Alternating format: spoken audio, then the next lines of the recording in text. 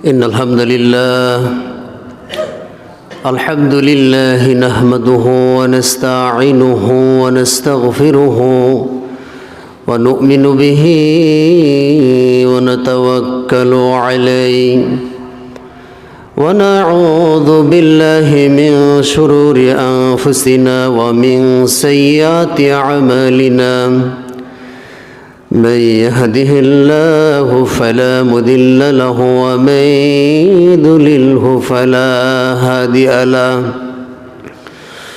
ونشهد أن لا إله إلا الله وحده لا شريك له ونشهد أن محمدا عبده ورسوله أرسله بالحق بشيرا ونذيرا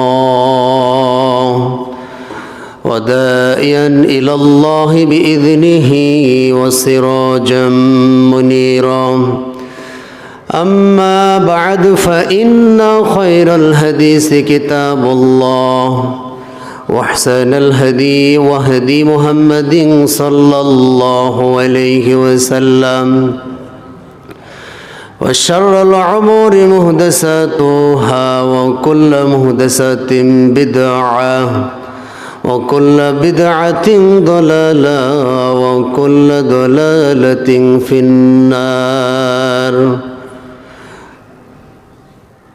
أعوذ بالله من الشيطان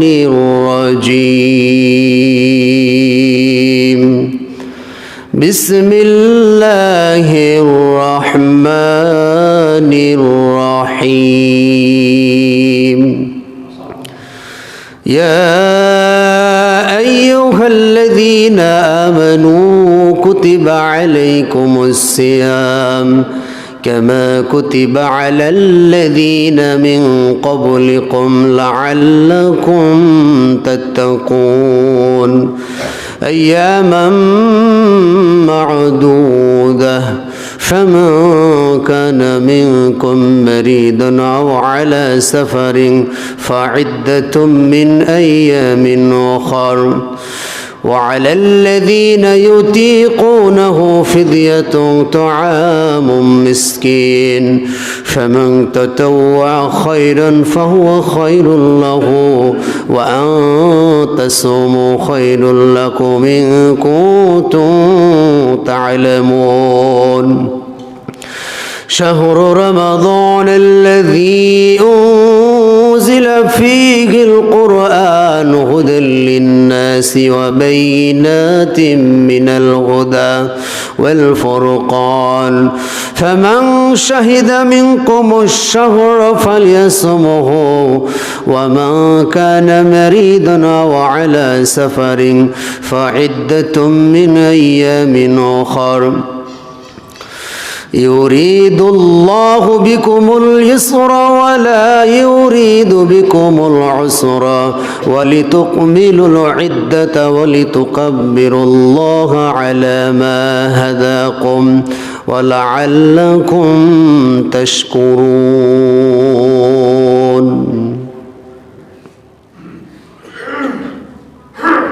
حدثنا محمد بن مسلمة عن مالك عن أبي زناد عن الأعرج عن أبي هريرة رضي الله تعالى عنه قال قال رسول الله صلى الله عليه وسلم الصيام جنة فلا يرفث ولا يجهل وإن امرؤ أو قاتله أو شاتمه فليقل إني صائم مرتين والذي نفسي بيده لخلوف فم الصائم أطيب عند الله من ريح المسك يطعب شربه وطعمه ইলাল আখিরিল হাদিস রাহুল বুখারী। আলহামদুলিল্লাহ, যাবতীয় প্রশংসা, সমস্ত তারিফ মহাপরাক্রমশালী আসমান এবং জমিনের একছত্র অধিপতি, তিনি যত বড় তার প্রশংসাও তত বড়। আমরা অন্তরের অন্তঃস্থল থেকে আল্লাহ সুবহানাহু ওয়া তাআলা শুকরিয়া আদায় করি, বলি আলহামদুলিল্লাহ। দরুদ ও সালাম বর্ষিত হোক বিশ্ব মানবতার মুক্তির দূত, যিনি পৃথিবীর বুকে এসেছিলেন সুসংবাদদাতা এবং সতর্ককারী হিসাবে, যাকে জীবনের চেয়েও বেশি ভালোবাসতে না পারলে পরিপূর্ণ ঈমানদার হওয়া যায় না।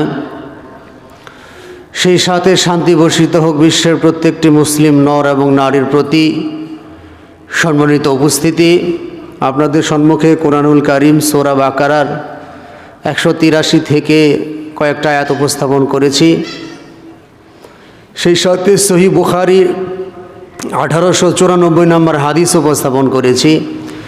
এর উপর ভিত্তি করে সংক্ষিপ্ত সময়ে কিছু কথা বলার জন্য মহান আল্লাহ রাব্বুল আলামিনের কাছে পরিপূর্ণ সাহায্য চাচ্ছি। আল্লাহ রাব্বুল আলামিন আমাকে বলার, সেই সাথে আমরা যারা উপস্থিত হতে পেরেছি, আমরা শুনে যেন আমল করতে পারি, সেই তৌফিক আমরা আল্লাহর কাছে যাচ্ছি। আল্লাহ আমাদের প্রত্যেককে সেই তৌফিক দান করুন, আল্লাহুম্মা আমিন। সম্মানিত উপস্থিতি, আজকে শাবান মাসের সর্বশেষ দিন, অর্থাৎ রমজানুল মোবারক জুমার পূর্ব যে জুমাটা, সেটাই হচ্ছে আজকে। তো আজকের কোরআন এবং হাদিসের আলোকে আজকের আমার সংক্ষিপ্ত আলোচনার বিষয় হচ্ছে রমজান এর ফজিলত, এর গুরুত্ব। তো এর উপর ভিত্তি করে কিছু কথা বলার চেষ্টা করব। আল্লাহ সুবহানাহু ওয়া তাআলা আমাকে বলার তৌফিক দিক, আল্লাহুম্মা আমিন। সম্মানিত উপস্থিতি, আল্লাহ রাব্বুল আলামিন সূরা বাকারার ভিতরে বলেন, ইয়া আইয়ুহাল্লাযীনা আমানু কুতিবা আলাইকুমুস সিয়াম কামা কুতিবা আলাল্লাযীনা মিন ক্বাবলিকুম লাআল্লাকুম তাত্তাকুন। আল্লাহ রাব্বুল আলামিন ঈমানদার পুরুষ মহিলা, মানে যারা ঈমানদার, প্রত্যেকটা ঈমানদার ব্যক্তিদেরকে ডাক দিয়ে আল্লাহ সুবহানাহু ওয়া তাআলা ঘোষণা করে দিচ্ছেন, হে ঈমানদারগণ, ইয়া আইয়ুহাল্লাযীনা আমানু কুতিবা আলাইকুমুস সিয়াম। কাতাবা মানে লিপিবদ্ধ করা, মানে লেখা। একজন পুরুষ লিখলো, কাতাবার মাজহুল হচ্ছে কুতিবা, মানে লেখা, এটা হয়ে গেছে। আল্লাহ সুবহানাহু ওয়া তাআলা লিখে দিয়েছেন, বিধিবদ্ধ করে দিয়েছেন। কুতিবা আলাইকুমুস সিয়াম, তোমাদের জন্য এই সিয়ামকে বিধিবদ্ধ করে দেওয়া হয়েছে, লিখে দেওয়া হয়েছে, ফাইসালা করে দেওয়া হয়েছে তোমাদের উপর এই সিয়ামকে। কামা কুতিবা আলাল্লাযীনা মিন ক্বাবলিকুম, যেমনিভাবে বিধিবদ্ধ করে দেওয়া হয়েছিল তোমাদের পূর্ববর্তী উম্মত যারা ছিল তাদের উপরও এই সিয়ামকে ফরজ করা হয়েছিল। তো এই সিয়াম যদি তোমরা পালন করতে পারো, আল্লাহ সুবহানাহু ওয়া তাআলা যেইভাবে বলেছেন, নবী মুহাম্মদ সাল্লাল্লাহু আলাইহি সাল্লাম যেইভাবে আদায় করেছেন, তাহলে আল্লাহ সুবহানাহু ওয়া তাআলা তিনি বলতেছেন লাআল্লাকুম তাত্তাকুন, আশা করা যায় তোমরা মুত্তাকি হতে পারবে। আল্লাহ সুবহানাহু ওয়া তাআলা এখানে আশা করা যা শব্দ দিলেন, লাআল্লাকুম তাত্তাকুন, তো সিয়াম পালন করলেই যে আপনি মুত্তাকি হয়ে যাবেন, বিষয়টা ওই রকম না। বিষয়টা হচ্ছে, যদি আপনি মুহাম্মদ সাল্লাল্লাহু আলাইহি সাল্লামের পদ্ধতি অনুযায়ী, নবী মুহাম্মদ সাল্লাল্লাহু আলাইহি সাল্লামের দিক নির্দেশনা অনুযায়ী করেন, আল্লাহ সুবহানাহু ওয়া তাআলাকে সত্যিকার অর্থেই ভয় করেন, তাহলে আশা করা যায় আপনি মুত্তাকি হবেন। কিন্তু যদি আপনি মুহাম্মদ সাল্লাল্লাহু আলাইহি সাল্লামের তরিকা অনুযায়ী না করেন, তাহলে মুত্তাকি হতে পারবেন না। তো সম্মানিত উপস্থিতি, এই আয়াত থেকে আমরা যেটা জানতে পারলাম সেটা হচ্ছে, এই সিয়াম শুধুমাত্র আমাদের জন্য যে ফরজ, বিষয়টা ওরকম না। এই সিয়াম পূর্ববর্তী উম্মত যারা ছিল পৃথিবীতে, তাদের উপরও এটা ফরজ ছিল। শুধু তাই নয়, আমরা যে সর্বশ্রেষ্ঠ নবী মুহাম্মদ সাল্লাল্লাহু আলাইহি সাল্লামের উম্মত, সর্বশ্রেষ্ঠ নবী, সর্বশ্রেষ্ঠ উম্মত আমরা হতে পেরেছি, সেজন্য আমরা আবার আল্লাহ শুকরিয়া আদায় করি, বলি আলহামদুলিল্লাহ। আমরা এজন্য সর্বশ্রেষ্ঠ উম্মত যে আমাদের জন্য ইসলামকে আল্লাহ সহজ করে দিয়েছেন। এই সিয়াম পূর্ববর্তী সময়ের যে সিয়াম ছিল, সেটা এই নিয়ম যদি আমাদের উপর চাপিয়ে দেওয়া হতো, আমার মনে হয় বেশিরভাগ মানুষ এই সিয়াম পালন করতে পারত না। তৎকালীন সময়ের যে সিয়াম, সেটা ছিল আপনার এশার পরে কেউ যদি ঘুমিয়ে যেত তাহলে সেহরির সময় উঠে খাওয়ার আর সুযোগ ছিল না। এশার পরে আপনি ঘুমিয়ে গেছেন, ওইভাবেই সিয়াম রাখতে হবো, আর কোনো সুযোগ ছিল না। তাহলে তাদের সিয়ামের সময়সীমা অনেক বেশি ছিল। কিন্তু আল্লাহ সুবহানাহু ওয়া তাআলা এই উম্মতের উপর কত রহম করেছেন, আমাদেরকে তিনি সুবহে সাদিকের আগে খাওয়ার দিক নির্দেশনা দিয়েছেন, যেটাকে সাহরি বলা হয়ে থাকে। তো শুভ সাদিকের আগ থেকে শুরু করে সূর্য অস্ত যাওয়া পর্যন্ত কোনো ব্যক্তি যদি খাওয়া দাওয়া, কামাচার, যৌন সম্ভোগ এগুলো থেকে বিরত থাকতে পারে এবং ইসলাম যেটাকে বৈধ করেছেন সেই বৈধ বিষয়ের উপর অটুট থাকতে পারে, তা কোনো ব্যক্তি যদি এইভাবে এই নিয়মে সিয়াম পালন করে তাহলে সেটাকে ইসলামী শরীয়তে সিয়াম বলা হয়। অথচ পূর্ববর্তী সময়ে যারা যে সমস্ত ব্যক্তিরা সিয়াম পালন করত, তারা এই সিয়াম পালন করার কারণে তাদের উপর স্ত্রী সহবাস করা হারাম ছিল, জায়েজ ছিল না, এটা হারাম ছিল। কিন্তু আমাদের এই উম্মতকে আল্লাহ সুবহানাহু ওয়া তাআলা কত সহজ করেছেন, আমাদের কত সহজ করে যে শুভ সাদিকের আগে, সেহরি খাওয়ার আগে, অর্থাৎ সন্ধ্যা থেকে শুরু করে সেহরি খাওয়ার আগ পর্যন্ত সময় আপনি আপনার স্ত্রীকে ব্যবহার করতে পারেন, খাওয়া দাওয়া করতে পারেন। তাহলে এই উম্মতের উপর স্পেশালি আল্লাহ সুবহানাহু ওয়া তাআলা কত রহম করেছেন, কত করুণা দিয়েছেন, সেজন্য আবার আল্লাহ শুকরিয়া আদায় করি, বলি আলহামদুলিল্লাহ। তাহলে সওমুন শব্দের অর্থ হচ্ছে বিরত থাকা। আর এই বিরত কি থেকে থাকবেন? শুভে সাদিক থেকে শুরু করে সূর্যাস্তের আগ পর্যন্ত যাবতীয় অশ্লীলতা, যাবতীয় মন্দ কাজ, যাবতীয় অন্যায়, যাবতীয় খাওয়া দাওয়া, এগুলো থেকে বিরত থাকতে হবে। যদি আমরা এগুলো থেকে বিরত থাকতে না পারি তাহলে এই যে আমরা সারাদিন না খেয়ে থাকলাম, এই না খেয়ে থাকার কোনো মানেই হয় না, এবং কি আল্লাহ সুবহানাহু ওয়া তাআলার কাছে এর কোনো মূল্যই নেই। তো সম্মানিত উপস্থিতি, তো এই সিয়াম যদি আমরা ঈমানের সাথে, মান সামা রমাদান ঈমানান ওয়াহতিসাবান গুফিরা লাহু মা তাকাদ্দামা মিন যামবি, আল্লাহ রাসূল সাল্লাল্লাহু আলাইহি সাল্লাম সহিহ বুখারীতে হাদিসটা আবু হুরায়রা থেকে বর্ণিত, তিনি বলেন যে ব্যক্তি ঈমানের সাথে, বিশ্বাসের সাথে, ঈমানের সাথে, এখানে দুইটা বিষয়, একটা হচ্ছে ঈমানের সাথে আর একটা হচ্ছে সওয়াবের আশায়।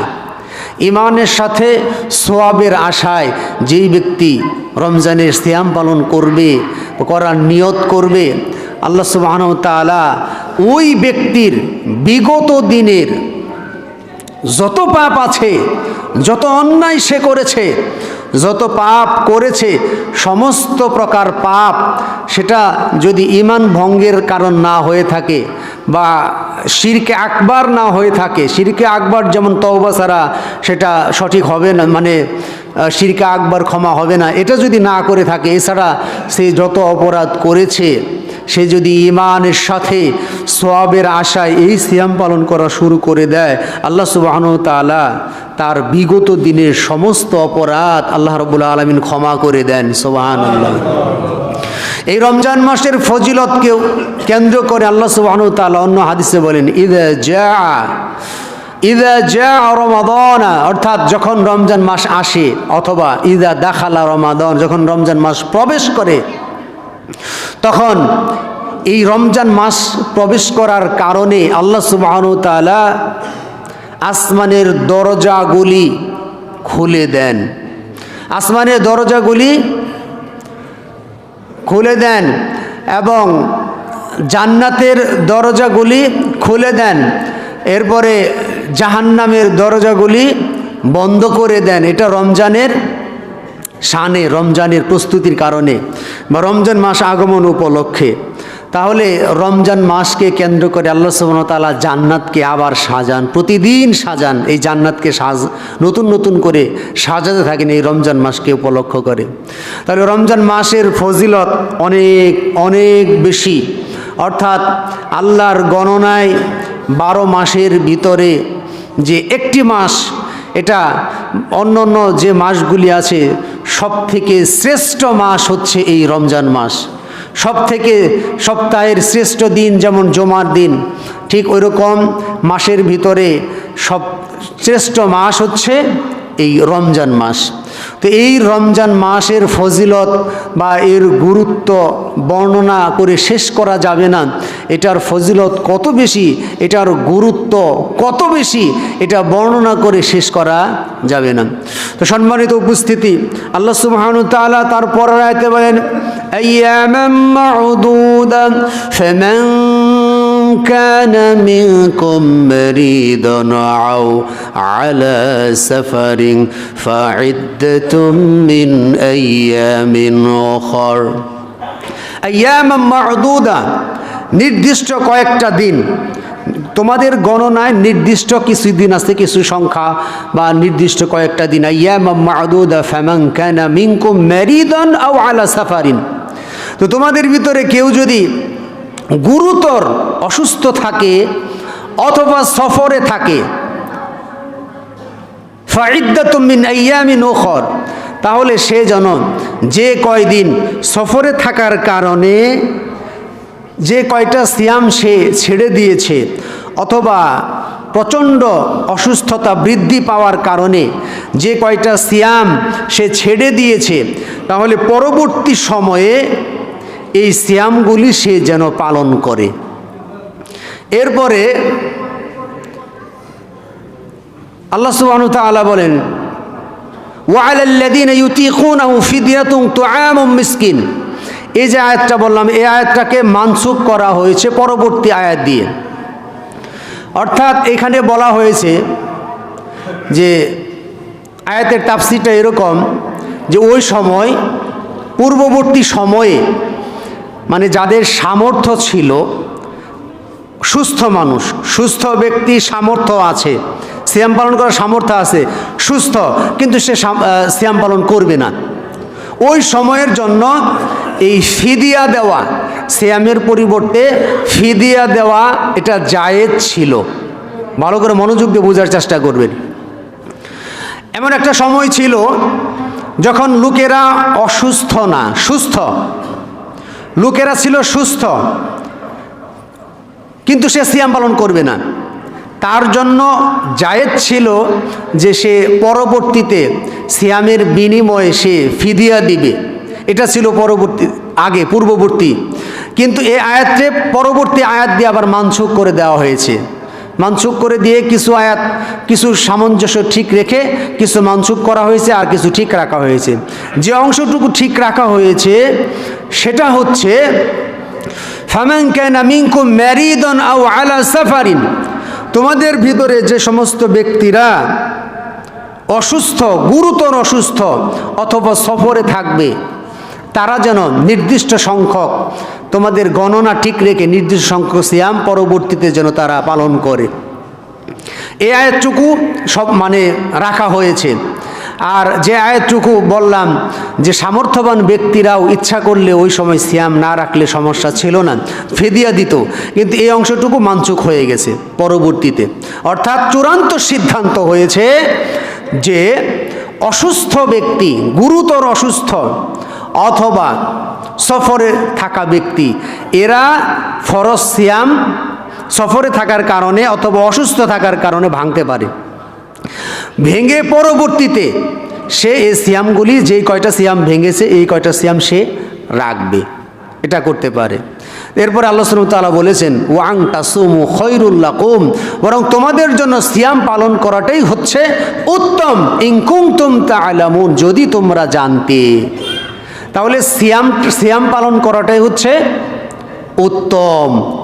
তাহলে আমরা এখান থেকে যে বিষয়টা বুঝতে পারি সেটা হচ্ছে, আমাদের অনেকেই বয়স বৃদ্ধি, মানে বয় বৃদ্ধির কারণে অনেক ব্যক্তি আছে যে এত বয়স বেশি হয়েছে, সে চলতেও পারো না, এত দুর্বল, এত মাজুর হয়ে গেছে যে সিয়াম পালন করার ক্ষমতা তার নাই। তাহলে এই লোক কি করতে পারে? ফিদিয়া দিতে পারে। এই লোক ফিদিয়া আদায় করতে পারে।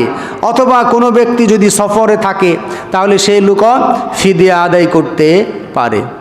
তাহলে ইসলাম আমাদের জন্য কত সহজ করেছেন। এরপরে আল্লাহ সুবহানাহু ওয়া তাআলা বলেন, شهر رمضان الذي أنزل فيه القرآن هدى للناس وبينة من الهدى والفرقان شهر رمضان রমজান মাসের সব থেকে যেই জন্য রমজান মাসটার গুরুত্ব সব থেকে বেশি সেটা হচ্ছে এই রমজান মাসে আল্লাহ সুবহানাহু ওয়া তাআলা কোরআনুল কারীম অবতীর্ণ করেছেন। এই সর্বশ্রেষ্ঠ কিতাব আল্লাহ সুবহানাহু ওয়া তাআলার বাণী এই রমজান মাসে আল্লাহ রাব্বুল আলামিন অবতীর্ণ করেছেন। এর কারণেই এই রমজান মাস এত বেশি মর্যাদার, এত বেশি শ্রেষ্ঠত্ব বহন করে। الذي أنزل فيه القرآن আল্লাহ রাব্বুল আলামিন বলেন হুদাল লিন্নাস, এই কোরআনুল কারীম সমস্ত মানুষের জন্য হেদায়েত। হুদাল লিন্নাস বলা হয়েছে। এই কোরআনুল কারীম শুধুমাত্র যে মুসলমানরাই পালন করবে, অন্য ধর্মের লোক ইসলাম গ্রহণ করার সুযোগ নাই, বিষয়টা এরকম না। বরং এখানে বলা হয়েছে হুদাল লিন্নাস, অর্থাৎ সমস্ত মানুষের জন্য হেদায়েতের কিতাব এই কোরআনুল কারীম। সমস্ত মানুষের জন্য হেদায়েত, অর্থাৎ এই বাণী প্রত্যেকটা মানুষের জন্য, সে যদি ইসলাম গ্রহণ করে, প্রত্যেকটা মানুষের জন্য হেদায়েতের জন্য যথেষ্ট এই কোরআনুল কারীম। আল্লাহ রাব্বুল আলামিন বলেন হুদাল লিন্নাস ওয়া বাইয়িনাতিম মিনাল হুদা ওয়াল ফুরকান, অর্থাৎ আল্লাহ রাব্বুল আলামিন বলতেছেন ওয়া বাইয়িনাতিম মিনাল হুদা ওয়াল ফুরকান, অর্থাৎ আল্লাহ সুবহানাহু ওয়া তাআলার যে নিদর্শন রয়েছে, এই নিদর্শন এবং সত্য মিথ্যা পার্থক্যকারী, সত্য এবং মিথ্যার পার্থক্যকারী মানদণ্ড হচ্ছে এই কোরআনুল কারীম। সুবহানাল্লাহ বলেন। কোরআনুল কারীম যে যত বেশি জানে, সে তত বেশি সত্য এবং মিথ্যার পার্থক্য করতে পারে। যে ব্যক্তির অন্তরে কোরআন মাজিদ নাই, যে ব্যক্তি কোরআন সম্পর্কে অজ্ঞ, যে ব্যক্তি কোরআন হাদিস বুঝে না, এই লোকটা তত বেশি গুমরা, তত বেশি সত্য এবং মিথ্যা পার্থক্যকারী বিষয় সে বুঝবে না। আর কোরআন যে যত বেশি জানে, এই লোকটা সত্য এবং মিথ্যার পার্থক্যকারী জ্ঞান তত বেশি রাখে। এরপরে আল্লাহ সুবহানাহু ওয়া তাআলা বলেন ইউরিদুল্লাহু বিকুমুল ইউসরা ওয়া লা ইউরিদু বিকুমুল উসরা। আল্লাহ রাব্বুল আলামিন বলেন নিশ্চয় আল্লাহ রাব্বুল আলামিন তোমাদের জন্য সহজ করেন। আল্লাহ রাব্বুল আলামিন আমাদের জন্য সহজ করেছেন। সহজ চান, যেটা সহজ সেটা আমাদের জন্য নির্ধারণ করেছেন। আল্লাহ তোমাদেরকে কাঠিন্য চাপিয়ে দেয়নি। এরপর আল্লাহ সুবহানাহু ওয়া তাআলা বলেন লা ইকাল্লিফুল্লাহু নাফসান ইল্লা উসাহা। আল্লাহ রাব্বুল আলামিন কোনো ব্যক্তিকে তার সাধ্যের অতিরিক্ত বোঝা চাপায় দেয় নাই। আপনার সামর্থ্য যতটুকুন, আপনার সাধ্য যতটুকুন, অতটুকুন আপনি করবেন। আপনার সাধ্যে কোলায় না বা সামর্থ্য নাই, এর অতিরিক্ত কোনো কিছু করা আল্লাহ সুবহানাহু ওয়া তাআলা আপনার জন্য ফরজ করে নাই। সাধ্যের অতিরিক্ত বোঝা আল্লাহ সুবহানাহু ওয়া তাআলা কাউকে চাপিয়ে দেন নাই। তো সম্মানিত উপস্থিতি, তাহলে আমরা বুঝতে পারলাম যে সিয়াম সহ প্রত্যেকটা বিধিবিধান, ইসলামটা একটা সহজ বিষয়। ইসলামের 5টা স্তম্ভ আপনারা জানেন, 5টা খুঁটি। এই খুঁটিবিহীন যেমন গড় টিকতে পারে না, ঠিক তেমনি ইসলামের 5টা স্তম্ভের কোনো একটা খুঁটি যদি আমাদের যদি না থাকে, তাহলে সেই ঘরটা নড়বড় হয়ে যায়। ঠিক সিয়াম একটি ফরজ ইবাদত। প্রত্যেকটা সামর্থ্যবান ব্যক্তি, যাদের সামর্থ্য আছে, প্রত্যেকটা সামর্থ্যবান ব্যক্তি, প্রাপ্ত বয়স্ক যার বয়স হয়েছে, তার জন্য এই সিয়ামকে ফরজ করা হয়েছে। তো সম্মানিত উপস্থিতি, তাহলে এই সিয়াম এর ফজিলত সম্পর্কে সহিহ বুখারীর 1894 নম্বর যে হাদিসটা আল্লাহ রাসূল সাল্লাল্লাহু আলাইহি সাল্লাম বর্ণনা করেছেন, আবু হুরায়রা থেকে হাদিসটি। আল্লাহ রাসূল সাল্লাল্লাহু আলাইহি সাল্লাম বলেন আসিয়ামু জুন্নাহ ফালা ইয়ারফুস ওয়ালা ইয়াজহাল। আল্লাহ রাসূল সাল্লাল্লাহু আলাইহি সাল্লাম বলেন সিয়াম হচ্ছে ঢাল, সিয়াম হচ্ছে ঢাল। ঢাল কি? এটা গাছের ডাল না, সিয়াম হচ্ছে ঢাল। ঢাল কি হিসেবে ব্যবহার করা হয়? যুদ্ধের ময়দানে এক হাতে তরবারি আরেক হাতে ঢাল, মানে যেটা দিয়ে শত্রু পক্ষের আঘাতকে প্রতিহত করা হয় সেটাকে বলে ঢাল। তো আল্লাহ রাসূল সাল্লাল্লাহু আলাইহি ওয়াসাল্লাম বললেন আসিয়ামু জুন্নাহ, এই সিয়াম হচ্ছে ঢাল, এটা প্রতিহত করবে। কি প্রতিহত করবে? এই সিয়াম প্রতিহত করবে জাহান্নামের আগুনকে প্রতিহত করবে। এই সিয়াম হচ্ছে ঢাল স্বরূপ। জাহান্নামে আপনি যাবেন না, এই সিয়াম ঢালের মতো কাজ করবে যদি আপনি সত্যিকার অর্থে সিয়াম পালন করার মতো করে পালন করেন, তাহলে এটা হচ্ছে ঢাল স্বরূপ। আসিয়ামু জুন্নাহ ফালা ইয়ারফুস ওয়ালা ইয়াজহাল, সুতরাং সিয়াম পালন করা অবস্থায় ফালা ইয়ারফুস ওয়ালা ইয়াজহাল, তোমরা কোনো অশ্লীলতা করবে না, মূর্খের মতো কোনো কাজ করবা না। অশ্লীলতা কোনো কাজ করা যাবে না এই সিয়ামরত অবস্থায়। অত্যন্ত দুঃখের বিষয়, আমাদের অনেক ব্যক্তি আছে যে সিয়ামের সময় পাস হচ্ছে না। কি দিয়ে সিয়ামের সময় পাস করবে? সে টেলিভিশনের সিরিয়াল দেখে দেখে, অশ্লীল নৃত্য, অশ্লীল নাচ গান, অশ্লীল মুভি দেখে দেখে তার সিয়ামের সময়টাকে পাস করতেছে, আর নিজেকে প্রমাণ দিচ্ছে সে একজন পাক্কা মুসলমান, সিয়াম রেখেছে, কিছু খাওয়া যাবে না। কিন্তু কোনো ব্যক্তি যদি সিয়াম পালন করার পরে সে যদি অশ্লীল ছবি, সেটা ডিশের লাইনের টেলিভিশনেই হোক অথবা ফেসবুক ইউটিউবের মাধ্যমেই হোক, যদি অশ্লীলতার সাথে সে সম্পৃক্ত হয়, তাহলে এই অশ্লীলতার চূড়ান্ত পর্যায়ে তার এই সিয়ামকে নষ্ট করে দিবে। এই সিয়াম রেখে কোনো দরকার নাই, যেই সিয়াম তার অশ্লীলতাকে ঠেকিয়ে রাখতে পারে না। আসিয়ামু জুন্নাহ ফালা ইয়ারফুস ওয়ালা ইয়াজহাল, সিয়াম রেখে মূর্খের মতো কোনো কাজ করা যাবে না, অজ্ঞর মতো কোনো কাজ করা যাবে না, এমন কোনো কাজ করা যাবে না যেই কাজটা মূর্খরা করে। এই ধরনের কোনো কাজই করা যাবে না, আল্লাহ রাসূল নিষেধ দিলেন। ওয়া ইন ইমরুন, এরপর আল্লাহ রাসূল সাল্লাল্লাহু আলাইহি ওয়াসাল্লাম বলেন, কোনো ব্যক্তি যদি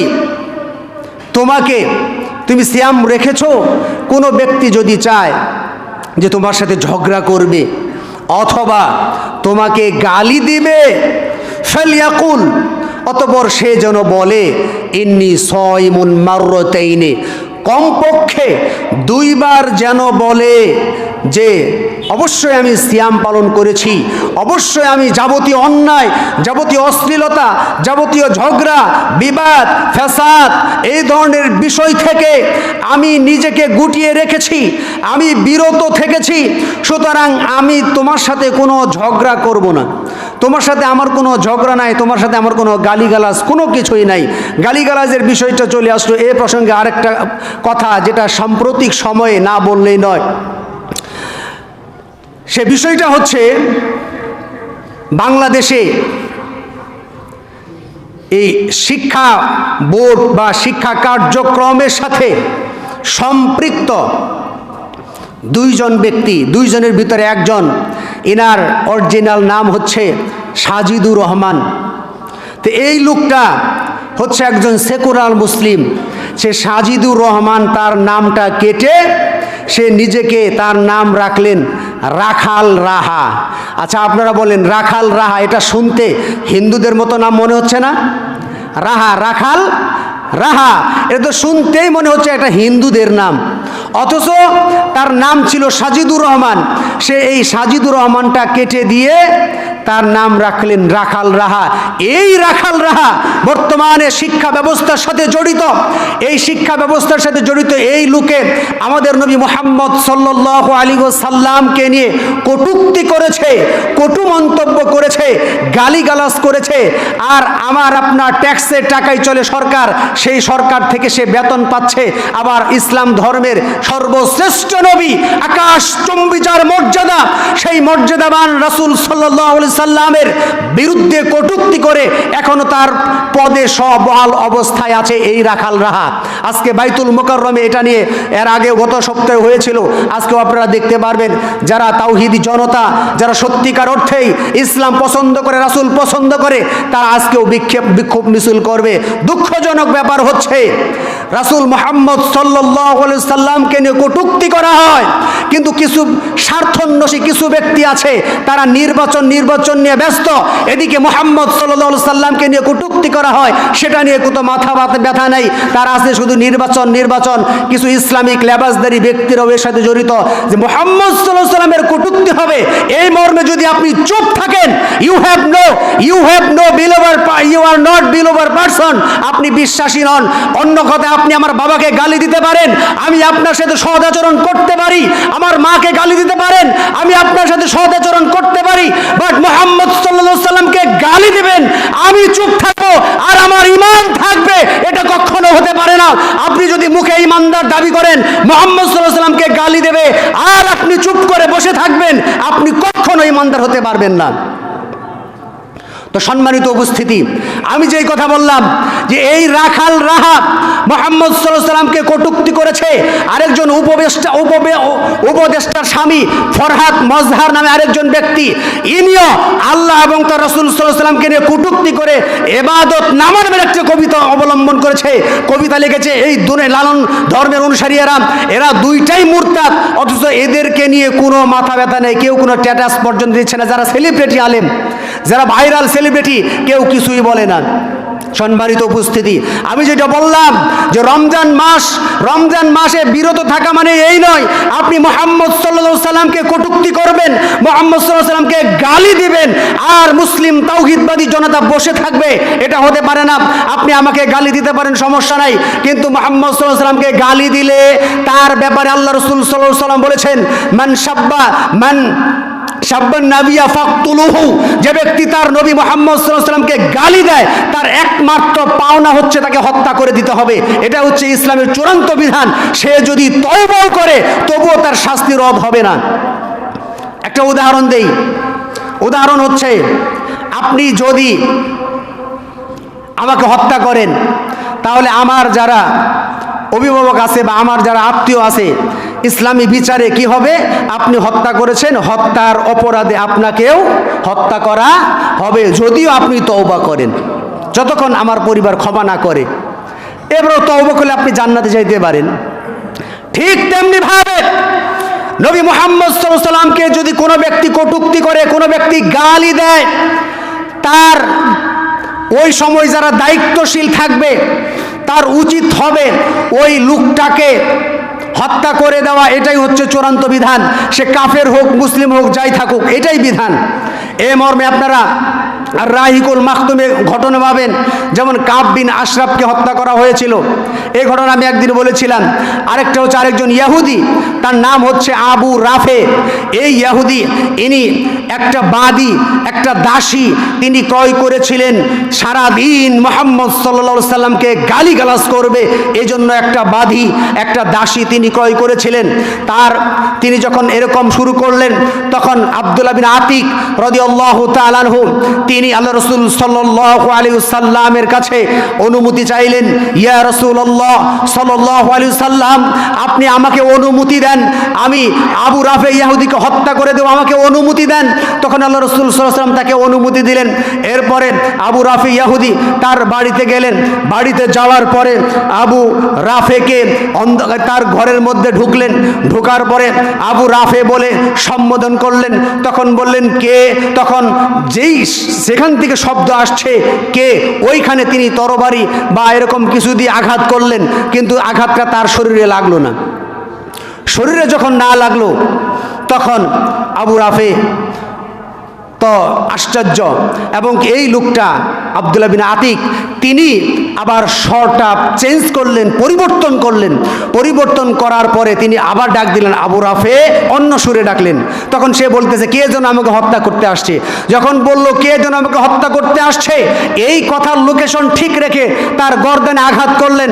গর্দানে আঘাত করে অর্থাৎ তাকে মৃত্যু নিশ্চিত করে ওই সাহাবী মানে সিঁড়ি থেকে নামতেছিলেন, নামার সময় তার পাটা মস্কে ভেঙে গিয়েছিল বা মস্কে ছিল, কিন্তু তারপরেও সে ওখান থেকে আসেনি। তিনি সকাল পর্যন্ত ওয়েট করলেন, সকাল পর্যন্ত অপেক্ষা করলেন। এরপরে আবু রাফের মৃত্যুর ঘোষণা দেওয়া হলো যে আবু রাফেকে কে বা কারা হত্যা করে দিয়েছে। এই সংবাদ নিশ্চিত হওয়ার পরে ওই সাহাবী আল্লাহ রাসূল সাল্লাল্লাহু আলাইহি ওয়াসাল্লামের কাছে প্রত্যাবর্তন করলেন। প্রত্যাবর্তন করার পর আল্লাহ রাসূল দেখলেন সে খুঁড়িয়ে হাঁটতেছে। তারপরে আল্লাহ রাসূল তার থুতু মোবারক তার পায়ের গোছায় লাগিয়ে দিলেন। আলহামদুলিল্লাহ, সে আগের থেকেও পূর্ণ সুস্থ হয়ে গেলেন। সুবহানাল্লাহ। তো এই হাদিস থেকে আপনি কি বোঝেন? মুহাম্মদ সাল্লাল্লাহু আলাইহি সাল্লামকে কটূক্তি করবে আর এর বিনিময়ে সে বেঁচে থাকবে, এটা হতে পারে না। তাই তো আল্লাহ সুবহানাহু ওয়া তাআলা বলেছেন কোরআনুল কারীম সূরা আহজাবের ভিতরে আল্লাহ সুবহানাহু ওয়া তাআলা বলেছেন, অর্থাৎ যদি তারা কটূক্তি করে তাহলে তাকে কি করা হবে? হত্যা করা হবে। এখানে মাজহুল কে করবে তার কোনো ঠিক ঠিকানা নাই। অর্থাৎ এটা শুধুমাত্র নবী মুহাম্মদ সাল্লাল্লাহু আলাইহি সাল্লামের ব্যাপারেই খাস। সুতরাং আমরা বলবো যারা রাসূল সাল্লাল্লাহু আলাইহি সাল্লামকে নিয়ে কটূক্তি করে, গালাগালি করে, তাদের শাস্তি নিশ্চিত করতে হবে, তাদের শাস্তি মৃত্যুদণ্ড কার্যকর করতে হবে। অন্যথায় এই ব্যাপারে যদি আপনি চুপ করে বসে থাকেন তাহলে আপনার কোনো ঈমান নেই। সম্মানিত উপস্থিতি, তাহলে আমি যেটা বলতেছিলাম, সিয়াম এর ফজিলত হচ্ছে সিয়াম পালন করারত অবস্থায় আপনি অশ্লীল কোনো কাজ করতে পারবেন না। সিয়াম পালন করা অবস্থায় আপনি মূর্খের মতো কাজ করতে পারবেন না। যদিও ব্যক্তিরা আপনাকে গালি দেয় অথবা ঝগড়া করতে আসে, এরপর আল্লাহ রাসূল সাল্লাল্লাহু আলাইহি ওয়াসাল্লাম বললেন ওয়াল্লাযী নাফসি বিয়াদিহি, ও যার হাতে আমার প্রাণ তার কসম করে বলি, সিয়াম পালনকারী ব্যক্তির মুখের সারাদিন না খেয়ে থাকার যে মুখের একটা গন্ধ, এটা আল্লাহ সুবহানাহু ওয়া তাআলার কাছে মিষ্টি আম্বরের চেয়েও বেশি। অর্থাৎ এই গন্ধটা আল্লাহর কাছে অনেক বেশি মর্যাদাকর, অনেক বেশি মর্যাদাবান। এরপর আল্লাহ রাসূল সাল্লাল্লাহু আলাইহি ওয়াসাল্লাম বলেন সিয়াম তিনি অর্থাৎ প্রত্যেকটা আমলের বিনিময় দিয়ে থাকেন, আর রমজানের 10 গুণেরও বেশি আল্লাহ সুবহানাহু ওয়া তাআলা এর বিনিময় দিয়ে থাকেন। অর্থাৎ অন্য সময়ের যদি আপনি ফরজ সালাত আদায় করেন আর রমজান মাসে যদি আপনি নফল সালাত আদায় করেন, নফল সালাত ওই বিগতর ফরজ সালাত সমান নেকি আপনি পাবেন। তাহলে রমজান কত মর্যাদাবান, কত গুরুত্ব বহন করে, এটা আমি বোঝাতে অক্ষম। সম্মানিত উপস্থিতি, তাহলে এই রমজান মাস সিয়াম আপনার কিয়ামতের দিন সিয়াম আপনার জন্য সুপারিশ করবে। দুইটা জিনিস সুপারিশ করবে, এক সিয়াম আপনার জন্য কিয়ামতের দিন সুপারিশ করবে। 2 কোরআন তেলাওয়াত, যদি আপনি কোরআন তেলাওয়াত করেন, এই কোরআন তেলাওয়াত কিয়ামতের দিন আপনার পক্ষে সাক্ষী দিবে। সুতরাং যতক্ষণ পর্যন্ত এখনো যদি বিষয়টি এরকম হয় আপনার বয়স 60-70 হয়ে গেছে, এখনো কোরআন পারেন না, আপনি মরার আগেই তওবা করুন। এখনো যদি আপনি কোনো রূপভাবে কিছু পড়ার শেখারও যদি চেষ্টা করে মারা যান, তবু হয়তো আল্লাহ আপনাকে নাজাত দেবেন। কিন্তু কোরআন না শেখার কারণে, ইসলাম না শেখার কারণে, কোরআন না শেখার কারণে যদি আপনি মৃত্যুবরণ করেন, আর এটা যদি আপনার অবহেলা হয়ে থাকে, তাহলে ঈমান ভঙ্গের কারণে এটা 10 নম্বর কারণ। যে ব্যক্তি এখান থেকে অবহেলা করে, অর্থাৎ ইসলাম শিখেনি, কোরআন শিখেনি, এই অবহেলার কারণেও তার ঈমান ভেঙে যাবে এবং সে ঈমান ভাঙার কারণে সে হয়তো কুফরি অবস্থায় মৃত্যুবরণ করা লাগতে পারে। সুতরাং শিক্ষার কোনো বয়স নেই। আপনি যে অবস্থায় এখনই তওবা করুন, এখনই কোরআন শেখার জন্য চেষ্টা করুন। যে কোরআন শিখলে আল্লাহ রাসূল সাল্লাল্লাহু আলাইহি ওয়াসাল্লাম বলেছেন মান ক্বারা হারফাম মিন কিতাবিল্লাহ ফালাহু বিহি হাসানাতু, অর্থাৎ যেই ব্যক্তি আল্লাহর কিতাবের একটি হরফ পাঠ করবে তার জন্য রয়েছে নেকি। অর্থাৎ এরপরে আল্লাহ রাসূল সাল্লাল্লাহু আলাইহি ওয়াসাল্লাম বলেন, লা আকুলু, আমি বলি না তোমাদেরকে যে আলিফ লাম মিম হারফুন, ওয়ালাকিন আলিফুন হারফুন ও লামুন হারফুন ও মিমুন হারফুন, বরং আমি তোমাদের বলছি না আলিফ লাম মিম তিনটে একত্রে একটা হরফ, আমি এটা বলছি না। আমি বরং বলছি আলিফ একটি হরফ, লাম একটি হরফ, মিম একটি হরফ, তিনটা হরফ যদি তুমি উচ্চারণ করতে পারো তাহলে তোমার আমলনামায় 3, 10, 30 নেকি তুমি পেয়ে যাবে। সুবহানাল্লাহ। অথচ এই শিক্ষা বাদ দিয়ে কোরআনের শিক্ষা সর্বপ্রথম, এই কোরআনের শিক্ষা বাদ দিয়ে ওই সেকুলারিজমের যে শিক্ষা, নাস্তিকদের যে শিক্ষা, যেই শিক্ষার ভিতর আছে মানুষ নাকি বানর থেকে এসেছে, যেই শিক্ষা মানুষকে অবৈধ সম্পর্কের প্রতি উদ্বুদ্ধ করে, যেই শিক্ষা বাবা মাদের বৃদ্ধাশ্রমে নিয়ে যেতে বাধ্য করে, সেই শিক্ষার জন্য আপনি টাকা পয়সা খরচ করছেন। অথচ যে কোরআন আপনার দুনিয়া এবং আখিরাতে কাজে লাগবে সেই দিকে আপনি অবহেলা করছেন। এই হচ্ছে বর্তমান পরিস্থিতি। সম্মানিত উপস্থিতি, তাহলে এই রমজান মাস এটা একটা সুবর্ণ সুযোগ আমাদের। এই মাসে ইচ্ছা করলে যদি আমরা ইচ্ছা করি এই মাসেও আমরা শিখতে পারি। অর্থাৎ যারা কোরআন শিখেন নাই, এখনও শিখেন নাই, এখনই সময় আছে, একটু কোরআন শেখার চেষ্টা করেন, অনুবাদ নিয়ে একটু পড়ার চেষ্টা করেন। কেন আপনি পড়ছেন না? আফালা ইয়াতাদাব্বারুনাল কুরআন আম আলা কুলুবিন আকফালুহা, আল্লাহ সুবহানাহু ওয়া তাআলা বলেছেন তারা কেন কোরআন নিয়ে চিন্তা গবেষণা করে না, নাকি তাদের অন্তর তালাবদ্ধ? কোরআন নিয়ে যারা চিন্তা করে না এদের অন্তর তালাবদ্ধ, যতই মুখে ভালো কথা বলুক এদের অন্তর তালাবদ্ধ। কোরআন নিয়ে যারা চিন্তা ভাবনা করে না, যারা কোরআন চর্চা করে না, অন্য গীবত অন্য কিছু নিয়ে লিপ্ত থাকে, কোরআন নিয়ে লিপ্ত থাকে না, অর্থাৎ ফেসবুক নিয়ে লিপ্ত থাকে কিন্তু কোরআন চর্চা লিপ্ত থাকে না। এরপরে আমাদের দুইটা শক্তিশালী সংগঠন আহলে হাদিস আন্দোলন কর্তৃক মাসিক আত্মাহারিক, এরপরে জমিয়তে আহলে হাদিস কর্তৃক মাসিক তর্জমা আরাফাত, সাপ্তাহিক আরাফাত, এগুলো আছে। এগুলোর প্রত্যেকটা শেষের দেখবেন 50টা করে প্রশ্ন আছে। এগুলো পড়লেও আপনি অনেক জিজ্ঞাসা উত্তর পেতে পারেন। এরপরে বিষয়ভিত্তিক অনেক কিছু লেখা আছে, এগুলো পরেও আপনি আপনার সময়টা পাস করতে পারেন। তা না করে যদি আপনি সেই ফেসবুক দেখে দেখে সময় নষ্ট করে দেন তাহলে এই ফেসবুক আপনাকে জাহান্নামে নিয়ে যাবে। সম্মানিত উপস্থিতি, তাহলে আমরা যেই কথা বলতেছিলাম যে এই সিয়াম এত গুরুত্বপূর্ণ, এত মর্যাদাবান, যে এই সিয়াম যদি আমরা ঈমানের সাথে যদি আমরা এই সিয়াম পালন করি, বিগত দিনের সমস্ত গুণ আল্লাহ সুবহানাহু ওয়া তাআলা ক্ষমা করবেন। এই সিয়ামকে উপলক্ষ করে আল্লাহ রাসূল সাল্লাল্লাহু আলাইহি ওয়াসাল্লাম বাতাসের থেকেও বেশি দ্রুত গতিতে তিনি অনেক দানশীল ছিলেন। আল্লাহ রাসূল সাল্লাল্লাহু আলাইহি ওয়াসাল্লাম জানে অনেক বেশি দান করতেন। তিনি এত দয়ালু, এত দানশীল ছিলেন। তার কাছে যদি কোনো কিছু থাকতো, কোনো ব্যক্তি চাইছে, হোক সে ঈমানদার হোক সে বেঈমান, কোনো ব্যক্তি তার কাছে কোনো কিছু চাইছে আর আল্লাহ রাসূলের কাছে আছে, আল্লাহ রাসূল দেয় না, বিষয়টি এরকম না। আল্লাহ রাসূলের কাছে চাইছে, চাওয়ার সঙ্গে সঙ্গে আল্লাহ রাসূল দিয়ে দিয়েছেন। কত উদার মনের মানুষ তিনি ছিলেন মুহাম্মদ সাল্লাল্লাহু আলাইহি ওয়াসাল্লাম। রমজান মাসে তিনি বেশি বেশি দান করতেন। আমরাও চেষ্টা করবো ইনশাআল্লাহ এই মাসে বেশি বেশি দান করার জন্য, আমরা যেন বেশি বেশি দান করতে পারি। আল্লাহ আমাদের সেই তৌফিক দিক, আল্লাহুম্মা আমিন। এরপরে এই রমজান মাসে রয়েছে লাইলাতুল কদর।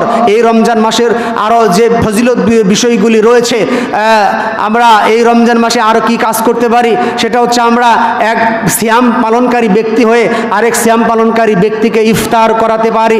যদি আমরা ইফতার করাই তাহলে এর ফজিলত হচ্ছে উনি সিয়াম রেখে যেই সওয়াব পাইল, আপনি ইফতার করায়ও সেই সওয়াব পাইলেন। সুবহানাল্লাহ। তো সেজন্য আমরা উদারত আহ্বান করব, এক মুসলিম যেন অবশ্যই আরেক কৃপণতা না করে বাড়িতে শুধু ভালো ভালো খাবেন, আরেকজনকে উপাস থাকবে, বিষয়টা এরকম না। আমরাও যেন আরেকজনকে অন্তত পক্ষে খাওয়াতে পারি, এটাই ইসলামের সৌন্দর্য। সহিহ বুখারীর 12 নম্বর হাদিস, আল্লাহ রাসূল সাল্লাল্লাহু আলাইহি সাল্লামকে জিজ্ঞাসা করলো, আয়ুল ইসলামে খৈর, ইসলামের ভিতরে কল্যাণকর কাজ কোনটি? আল্লাহ রাসূল সাল্লাল্লাহু আলাইহি সাল্লাম বললেন, তুতইমুত তুআমা ওয়া তাকরাউস সালামা আলা মান আরাফতা ওয়া মান লাম তা'রিফ। অর্থাৎ ইসলামের মধ্যে সবথেকে ভালো কাজ, আপনি যে একটা ভালো মানুষ ওটা প্রকাশিত হবে কখন? যখন আপনার মেহমানদারিত্ব থাকবে।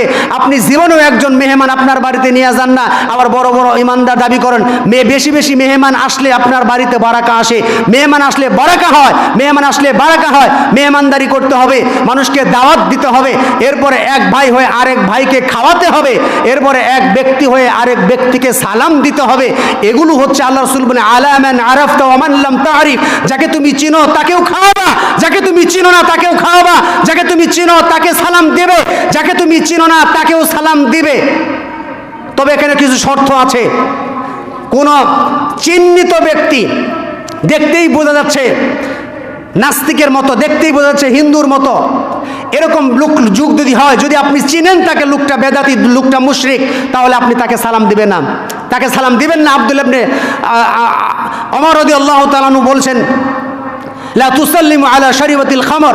আল্লাহ রাসূল সাল্লাল্লাহু আলাইহি ওয়াসাল্লাম ওমর রাদিয়াল্লাহু তাআলা, আব্দুল্লাহ ইবনে ওমর তিনি কোনো নেশাদার দ্রব্য পানকারীকে সালাম দিতেন না।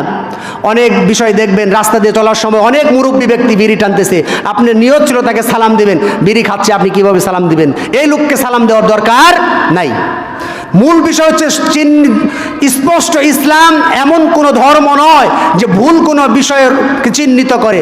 ইসলাম এমন এক শক্তিশালী ধর্ম যেটা সত্য, ন্যায়, ইনসাফ এবং স্বচ্ছতা দিয়ে পরিপূর্ণ। আল্লাহ রাব্বুল আলামিন আজকের আলোচনায় আমরা যা কিছু শুনতে পারলাম আমরা যেন আমল করতে পারি। আল্লাহ সুবহানাহু ওয়া তাআলা আমাদের প্রত্যেককে সেই তৌফিক দান করুক, আল্লাহুম্মা আমিন। এই রমজান মাসকে উপলক্ষ করে আমরা আল্লাহর কাছে দোয়া করি, আল্লাহ আমরা যেন সবাই যেন আমরা এই রমজানের সুন্দরভাবে সিয়াম পালন করতে পারি, আল্লাহুম্মা আমিন। আল্লাহ রাব্বুল আলামিনের কাছে আরো দোয়া করি, আল্লাহ আমাদের ভিতরে শয়তানের ওয়াসওয়াসায় পড়ে অনেক সময় আমরা বুঝতে পারা বা ভুল বুঝাবুঝির কারণে অনেকের সাথে আমাদের কথা বা মনোমালিন্য হয়ে থাকে। আমরা এখান থেকে তওবা করি যে আল্লাহ এই ধরনের কোনো কাজ যেন আমরা না করি। আল্লাহ আমাদের অটল রাখুক, অটুট রাখুন। আমরা বলি আল্লাহুম্মা আমিন। আল্লাহ আমাদের প্রত্যেককে ক্ষমা করুন, আল্লাহুম্মা আমিন। আমাদের ভিতরে যেন হিংসা, বিদ্বেষ এগুলো ভুলে গিয়ে আমরা যেন আন্তরিকতার সাথে একজন আরেকজনের সাথে চলতে পারি। আল্লাহ আমাদের সেই তৌফিক আমাদের প্রত্যেকের